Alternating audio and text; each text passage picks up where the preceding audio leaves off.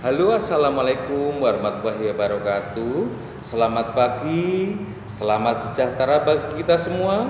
Semoga kita semua diberikan kesehatan oleh Allah Subhanahu wa Ta'ala. Walaupun masih dalam keadaan pandemi, maka kita harus tetap semangat mengikuti pelajaran.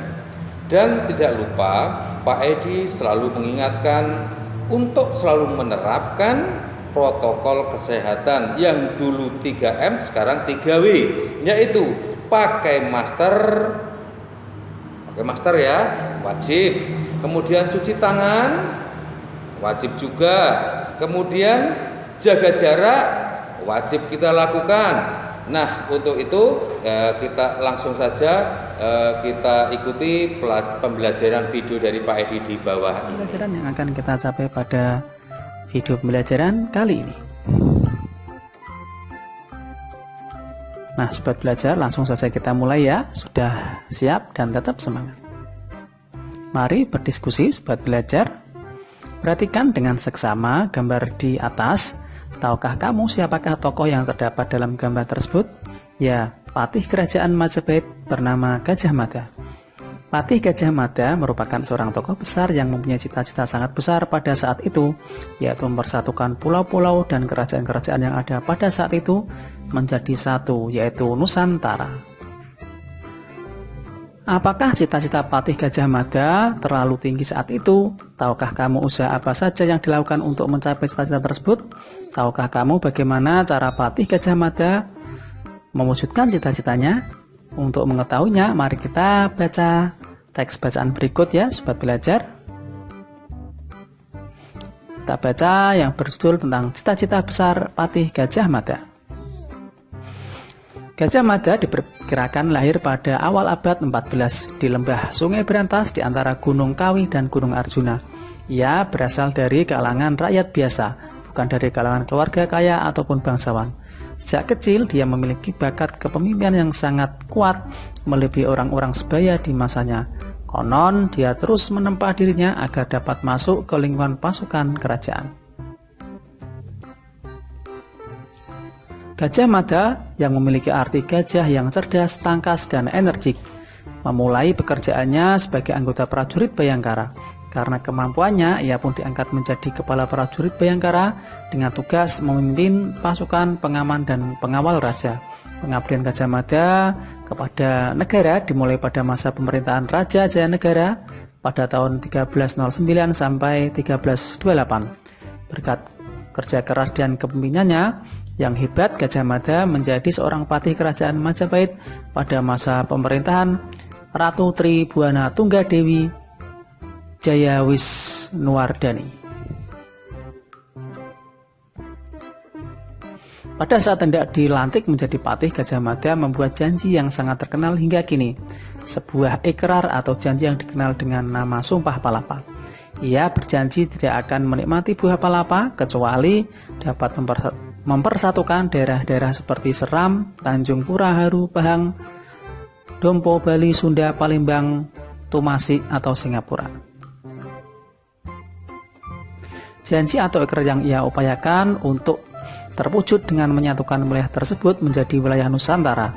Saat itu wilayah Nusantara bahkan lebih besar dari kawasan negara Indonesia saat ini. Saat itu wilayah Nusantara meliputi seluruh semenanjung Melayu, Malaysia dan Singapura, Sumatera, Jawa, Kalimantan, Sulawesi, Sunda, Bali, Maluku, Papua hingga ke Australia atau Darwin.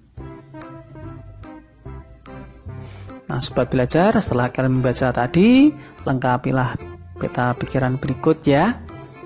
Asal-usul Gajah Mada tadi dari mana? Ya, dari lembah Sungai Berantas ya.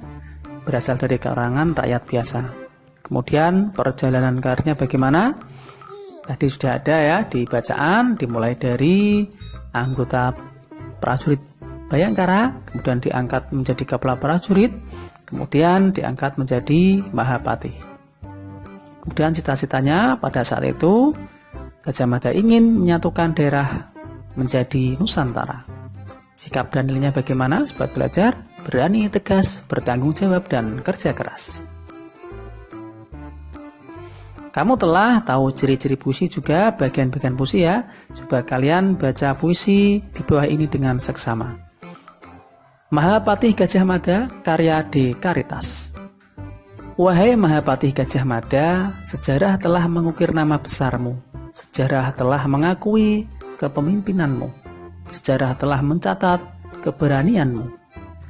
Mahapatih Gajah Mada, tak akan hilang dari benak kami para pemuda bangsa kisah kepahlawananmu, semangat pantang menyerahmu, dan usaha keras untuk mewujudkan cita-citamu.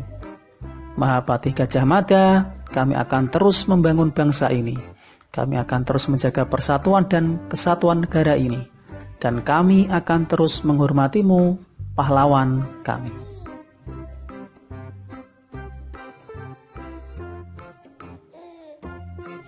Saya suka sekali dengan kisah Patih Gajah Mada, sangat membanggakan usaha beliau untuk meraih cita-citanya. Betapa bahagianya beliau melihat Nusantara telah bersatu di bawah NKRI dengan semboyan Bhinneka Tunggal Ika. Wah, saya sudah bisa membuat puisi, ternyata tidak sulit ya. Usaha Patih Gajah Mada untuk mempersatukan Nusantara memang telah terwujud. Meskipun wilayahnya tidak seluas yang ia cita-citakan, usaha mempersatukan wilayah dan masyarakat di dalamnya tentu bukan hal yang mudah. Oleh karenanya, bangsa Indonesia harus memelihara persatuan dan kesatuan dengan sungguh-sungguh. Ayo mengamati, sobat belajar. Kamu telah mempelajari berbagai jenis sumber daya alam yang ada di sekitarmu. Sumber daya alam adalah segala sesuatu dari alam yang dapat digunakan untuk memenuhi kebutuhan hidup manusia. Air, matahari, tanah, dan segala yang ada di dalamnya merupakan sumber daya alam yang harus dipelihara dan dilestarikan. Sumber daya alam berupa air, tanah, matahari, tumbuhan, dan hewan merupakan sumber daya alam yang dapat diperbarui. Beberapa sumber daya alam tersebut dapat berupa berbagai bentang alam seperti sungai, kemudian ada danau, laut, tanah persawahan, tanah perhutanan. Pada setiap bentang alam tersebut terkandung sumber daya alam berupa air, udara bersih, tumbuhan, dan hewan. Berdasarkan tabel di atas, sobat belajar jawab pertanyaan di bawah ini ya. Yang pertama, sumber daya alam mana saja yang paling banyak tersedia di tempat tinggalmu? Tentunya air dan matahari ya, sobat belajar yang banyak. Bagaimana masyarakat sekitar memanfaatkannya? Ya, yaitu dengan memanfaatkannya untuk kehidupan sehari-hari ya, mulai dari memasak, menjemur pakaian, hingga membantu proses fotosintesis tumbuhan. Yang ketiga, bagaimana usaha masyarakat sekitar menjaga dan memeliharanya? Tentunya menjaga sumber daya alam dengan menggunakan secara bijak. Nah, sobat belajar, kita sudah mulai di akhir pembelajaran ya. Mari kita renungkan kesimpulan apa saja yang kita telah pelajari hari ini ya. Yang pertama, nilai apa saja yang dapat kamu pelajari dari Patih Gajah Mada? Tentunya berani, tegas, bertanggung jawab, dan kerja keras. Yang kedua, adakah usaha yang telah kamu lakukan untuk mulai wujudkan cita-citamu? Tentunya usaha belajar, rajin berlatih, dan pantang menyerah ya, sobat belajar. Yang ketiga, sebutkan hal baru yang kamu dapatkan pada hari ini. Tadi kita belajar tentang cita-cita Gajah Mada, kemudian usaha mewujudkan cita-cita. Yang terakhir, kita belajar tentang manfaat sumber daya alam.